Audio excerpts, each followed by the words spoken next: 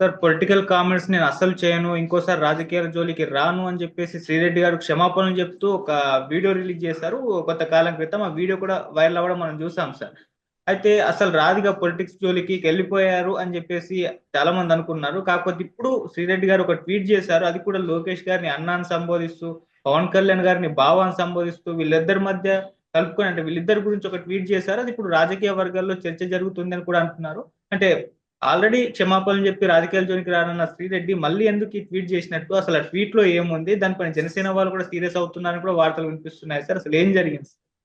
మామూలుగా శ్రీరెడ్డి లాంటి వాళ్ళు సైలెంట్ అయిపోతే మనలాంటి ఛానల్స్, వెబ్సైట్స్, ప్రజలు ఏమైపోవాలి? ఎందుకంటే ఆ, మన రెండు తెలుగు రాష్ట్రాల్లో చెప్పాలంటే ఆంధ్ర ప్రదేశ్ రాజకీయాలే అందరికి ఇంట్రెస్ట్. తెలంగాణ ప్రజలు కూడా ఎక్కువగా ఆంధ్ర పాలిటిక్స్ చూడడానికే ఇష్టపడతారు. ఎందుకంటే దాంట్లో బోల్డ్ డ్రామా, బోల్డ్ ఫన్, కామెడీ అన్నీ ఉంటాయి అన్నమాట. సో ఇవన్నీ మనకి ఇచ్చే వాళ్ళల్లో శ్రీరెడ్డి, రోజా, అంతకుముందు కొడాలి నాని, ఆ, ఇట్లాంటి వాళ్ళంతా ఆ, ఉండడం, వాళ్ళ వీడియోలు వైరల్ అవ్వడం, చిన్న ఘర్షణలు జరగడం, దాని చుట్టూ కామెడీ, ఇవన్నీ ఇంట్రెస్టింగ్ ట్విస్ట్లు, టర్న్లు పొలిటికల్ డ్రామాలో ఉంటాయి. సో అది మిస్ అయింది అనమాట ఇప్పుడు. అందువల్ల మామూలుగా శ్రీరెడ్డి వీళ్ళకి అందరికి ఏంటంటే, వీళ్ళు చంద్రబాబు ప్రభుత్వం సీరియస్ గా తీసుకొని ఆ, వైసీపీ సోషల్ మీడియాని దెబ్బ కొట్టేసే కార్యక్రమంలో ఉన్నారు. ఆల్రెడీ సక్సెస్ కూడా అయ్యారు. ఈ మధ్య కాలంలో చూస్తే వైసీపీ సోషల్ మీడియా పూర్తి డీయాక్టివేట్ అయిపోయింది. అలాంటి క్రమంలో శ్రీరెడ్డి కూడా భయం స్టార్ట్ అయింది. ఎందుకంటే ఆమె మీద ఆల్రెడీ కర్నూలులో కేసు పెట్టారు, ఇంకో కొన్ని చోట్ల కేసులు పెట్టారు. ఆమెను అరెస్ట్ చేస్తారన్న ఒక వాతావరణం ఏర్పడింది. చెన్నైకి పోలీసులు వెళ్ళి ఆమె తీసుకొస్తారని. ఈ క్రమంలో శ్రీరెడ్డికి భయం స్టార్ట్ అయింది. ఎందుకన్నా మంచిది ముందుగా మనం కూడా సారీ చెప్పేద్దామని శ్రీరెడ్డి ట్రై చేసింది. ఆల్రెడీ మనం చూసాము, పోసాని కృష్ణమురళి సారీ చెప్పి నేను రాజకీయాలకు గుడ్ బై చెప్తున్నాను అన్నాడు. ఆలీ రాజకీయాలకు గుడ్ బై చెప్పాడు. ఇటు రోజే కొద్ది రోజులు సైలెంట్ అయిపోయింది. తర్వాత కొడాలి నాని ఎక్కడున్నాడో తెలియట్లేదు. వల్లభనేని వంశీ తెలుగుదేశం మంత్రి ఒక ఆయన కాపాడుతున్నాడని వార్తలు వస్తున్నాయి. ఈ క్రమంలో ఏంటంటే శ్రీరెడ్డి కూడా సారీ చెప్తూ, లోకేష్ అన్న నన్ను క్షమించండి, పవన్ సార్ నన్ను క్షమించండి, నేను మిమ్మల్ని హత్య చేశాను, ఇక్కడ మీ జోలికి రాను, సోషల్ మీడియాలోనే ఉండను, ఇలాగా స్టేట్మెంట్ ఇచ్చింది. దాంతో ఆమె అరెస్ట్ కూడా విచిత్రంగా ఆగిపోయింది. ఆమె అరెస్ట్ చేయలేదు ఆమెను. సో అందరూ ఏమనుకున్నారంటే ఇంక శ్రీరెడ్డి రాజకీయాల నుంచి లేదా పబ్లిక్ ప్లాట్ఫామ్స్ నుంచి వెళ్ళిపోతుంది అని అనుకున్నారు. కానీ నిన్న ఒక విచిత్రమైన ట్వీట్ చేసింది. అదేంటంటే నేను యాజ్ ఇట్ ఈజ్ చదువుతాను. ఓ లోకేష్ అన్నో, నువ్వు సీఎం అవుతావేమోనని పవన్ బాబులో ఆల్రెడీ ఇన్సెక్యూరిటీ స్టార్ట్ అయిందయ్యో. నువ్వు మా బావ సొంత కథలు రాసేసుకుంటున్నాడు, జాగ్రత్త అయ్యో అని పెట్టింది. అని పెట్టి తెలుగుదేశానికి షేక్ హ్యాండ్ సింబల్ పెట్టింది అనమాట. స్మైలీ అంటే అర్థం తెలుగుదేశానికి నేను షేక్ హ్యాండ్ ఇస్తాను అంటే తెలుగుదేశం, నాకు తెలుగుదేశంతో కావాలి పెట్టింది. ఇంతకు ముందు కూడా ఆమెని జగన్ ఎప్పుడు కూడా అఫీషియల్ గా అపాయింట్ చేయాలి. ఆమె సెల్ఫ్ అపాయింటెడ్ జగన్ సైన్యం అనమాట. అలాగే ఇప్పుడు ఆమె లోకేష్ సైన్యంలో చేరుతున్నట్టుగా మనకు అర్థమవుతుంది. అంటే లోకేష్ సీఎం అవుతాడేమో అని పవన్ కళ్యాణ్ లో ఇన్సెక్యూరిటీ స్టార్ట్ అయింది. అందుకనే అతను సొంత కథలు రాసుకుంటున్నాడు, నువ్వు జాగ్రత్తగా ఉండు. అయితే ఇక్కడ ఆమె కామెడీగా పెట్టినా ఇందులో వాస్తవం ఉంది. ఆమె చెప్పేదే కాదు, ఆల్రెడీ నిన్న మన ఆంధ్రజ్యోతి రాధాకృష్ణ కూడా ఇదే అంశాన్ని హైలైట్ చేశాడు. యాక్చువల్గా ఆంధ్రప్రదేశ్లో ఇప్పుడు ఇదే చర్చ జరుగుతుంది. అంటే లోకేష్ సీఎం అవ్వకుండా పవన్ కళ్యాణ్ ఇప్పటి నుంచే జాగ్రత్త పడుతున్నాడు. అందుకని ఆయన పవన్ కళ్యాణ్ని జాగ్రత్తగా మనం గమనిస్తే చంద్రబాబు, ఆయన ఇంకా 25 ఏళ్ళు చంద్రబాబు సీఎం ఉండాలి అని చాలాసార్లు చెప్పాడు. 10 ఏళ్ళు అయితే గ్యారంటీ చెప్పాడు. 10 ఏళ్ళు చంద్రబాబు సీఎంగా ఉంటాడు, నేను ఆయన నాయకత్వంలో పనిచేస్తాను. ఇప్పుడు చంద్రబాబు సీఎం ఉండాలా, లోకేష్ సీఎం ఉండాలా డిసైడ్ చేసుకోవాల్సింది ఎవరు? తెలుగుదేశం పార్టీ. చంద్రబాబు ముందున్న కర్తవ్యం ఏమిటి?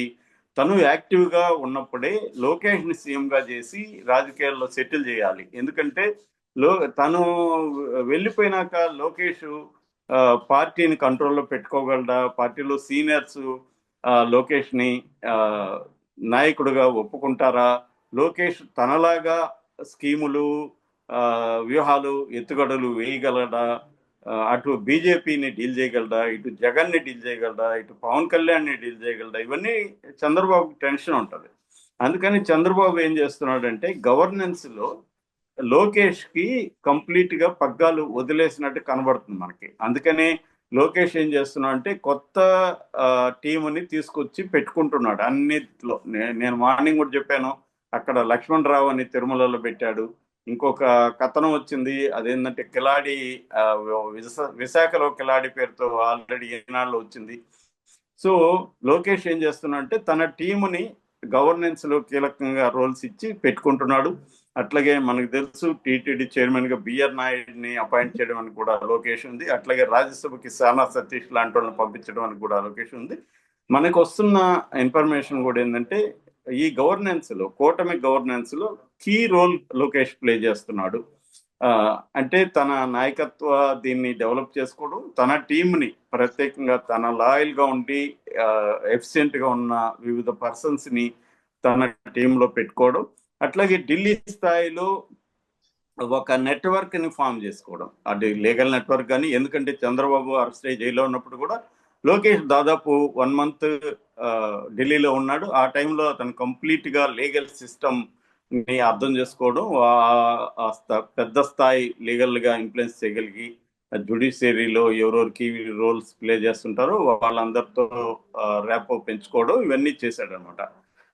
అందుకనే ఆ మధ్య కూడా లోకేష్ 4 సార్లు విదేశీ యాత్రలు చేస్తే 2 సార్లు మాత్రమే అఫ్సెల్కి వెళ్ళాడు, మిగతా 2 సార్లు ఎక్కడికి వెళ్ళాడు ఏందని వార్తలు కూడా వచ్చాయి. అంటే ఇంటర్నేషనల్ గా ఫండింగ్ ని చూసుకోవడం, ఇక్కడ నేషనల్ గా నెట్వర్క్ ని పెంచుకోవడం, ఇక్కడ పొలిటికల్ గా తన రోల్ ని పెంచుకుంటా రావడం. ఇది లోకేష్ ఒక సిస్టమేటిక్ గా, లోకేష్ ఆర్గనైజ్డ్ గా సిస్టమేటిక్ వెళ్తున్నాడు. ఇది పవన్ కళ్యాణ్కి ఇబ్బంది. ఎప్పుడైనా కూడా ఒక ప్రభుత్వంలో డెసిషన్స్, నిర్ణయాలు ఎవరు తీసుకుంటున్నారు అనే దాన్ని బట్టి వాళ్ళ రోల్ అసెప్ట్ అవుతుంది. ఇక్కడ నిర్ణయాలంతా లోకేష్ తీసుకుంటుంటే పవన్ కళ్యాణ్ ఆటోమేటిక్ డమ్ అయిపోతాడు. ఊరికి అలంకరణ కోసం పవన్ కళ్యాణ్ ఫోటోలు పెట్టడం, ఆఫీసుల్లో అక్కడక్కడ ఇవి చేయడం తప్ప గ్రౌండ్ లెవెల్లో పవన్ కళ్యాణ్కి పట్టు దొరకదు. ఎందుకంటే పవన్ కళ్యాణ్ పార్టీ, జనసేన గ్రౌండ్ లెవెల్లో స్ట్రాంగ్ పార్టీ కాదు. దానికి ఏంది, అన్ని ఏరియాలో నాయకత్వం లేరు. ఇప్పుడంటే జగన్కి వ్యతిరేక పవనాలు, ఇటు చంద్రబాబు స్ట్రాటజీ, అటు మోడీ మద్దతు, ఇవన్నీ పవన్ కి కలిసి వచ్చిన అంశాలు. కానీ పవన్ సొంతంగా ఒక పార్టీని బిల్డ్ చేసి పార్టీ నిర్మించి వచ్చిన వ్యక్తి కాదు పవన్.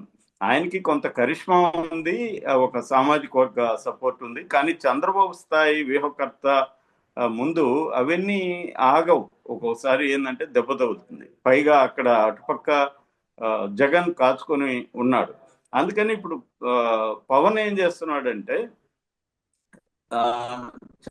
ఈ కూటమి తప్పులతో నాకు సంబంధం లేదు, ఈ కూటమి సాధించిన విజయాలతో మాత్రమే నాకు సంబంధం ఉంది అన్నది పంపిస్తున్నాడు. ఇప్పుడు ప్రతి ప్రభుత్వంలో తప్పులు జరుగుతాయి.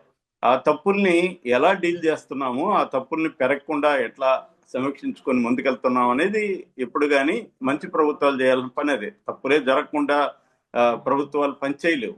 ఎందుకంటే ఇవాళ ఉన్న మోడల్ ఏంటి, ఓటర్స్ కి డబ్బులు ఇవ్వాలి, ఖర్చు పెట్టాలి, ఎలక్షన్ లో గెలవాలి. ఇది కదా మరి. ఈ అంటే ఒక్కొక్క ఎమ్మెల్యే 100 కోట్లు 150 కోట్లు ఖర్చు పెడితే మళ్ళీ వెనక్కి అది సంపాదించుకోవాలి కదా. కాబట్టి అవినీతి అనేది కంపల్సరీగా ఉంటుంది. అది ఏ పొలిటికల్ పార్టీ ఉన్నా అవినీతి అనేది మస్ట్ అనమాట. రెండోది ఆశ్రిత పక్షపాతం అంటారు, అంటే తన టీముల్ని, తన మనుషుల్ని ఎక్కడికక్కడ పెట్టుకోవడం. సో ఇటువంటి జరుగుతాయి. ఈ క్రమంలో ప్రజలకి అన్యాయం జరుగుతాయి, ప్రజలకి చెడు జరిగే విధంగా నిర్ణయాలు ఉంటాయి. ఇవన్నీ జరుగుతున్నప్పుడు కొన్ని ప్రాబ్లమ్స్ వస్తాయి. ఆ ప్రాబ్లమ్స్ కి నాకు సంబంధం లేదని పవన్ కళ్యాణ్ ప్రతిసారి డిక్లేర్ చేసేస్తున్నాడు. చేసేసి తానే ప్రతిపక్షంలాగా బిహేవ్ చేస్తున్నాడు. అంటే ఒక పక్క లోకేష్ ఏమో ప్రజలతో సంబంధాన్ని కట్ చేసుకొని పవన్ కళ్యాణ్కి ఇబ్బంది కలగకుండా, తాను పైకి ఫోకస్ కాకుండా అండర్ కరెంట్ గా లోకేష్ పని చేసుకుంటూ వెళ్తున్నాడు. ఎందుకంటే చంద్రబాబు ముందున్న స్ట్రాటజీ ఏంటంటే మళ్ళీ 2029లో ఎన్నికలకు వెళ్ళాలంటే పవన్ కళ్యాణ్ కి ఇంపార్టెన్స్ ఇస్తూ ఉండాలి. ఇంపార్టెన్స్ ఇవ్వకపోతే అతను ఏమన్నా అలిగి బీజేపీతో వెళ్ళిపోతే చంద్రబాబు మళ్ళీ గెలవడానికి సంబంధించి చంద్రబాబు డౌట్లు ఉన్నాయి. ఇండిపెండెంట్ మనం గెలవలేమనేది చంద్రబాబుకు ఉన్న పరిస్థితి. రెండోది, మోడీతో గొడవ పడడానికి చంద్రబాబు రెడీగా లేడు.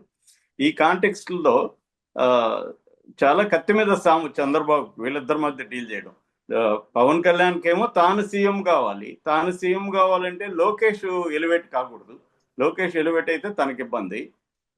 తాను చంద్రబాబును పొగుడుతున్నట్టే తనను తాను ఫోకస్ చేసుకొని నేను ఇంపార్టెంట్ ఈ గవర్నమెంట్ లో, లోకేష్ కాదు, లోకేష్ అపాయింట్ చేసిన బిఆర్ నాయుడు దగ్గర కూడా సారీ చెప్పించాడంటే పవన్ కళ్యాణ్ ఒక స్ట్రాటజిక్ గా వెళ్తున్నాడు. సో ఇదే ఆ అమ్మాయి చెప్పింది. నిజానికి శ్రీరెడ్డి పెట్టిన ట్వీట్ లో ఏమీ అసభ్యత లేదు, సరదాగా అమ్మాయి స్టైల్లో పెట్టింది. కానీ కంటెంట్ సంబంధించి శ్రీరెడ్డి పెట్టింది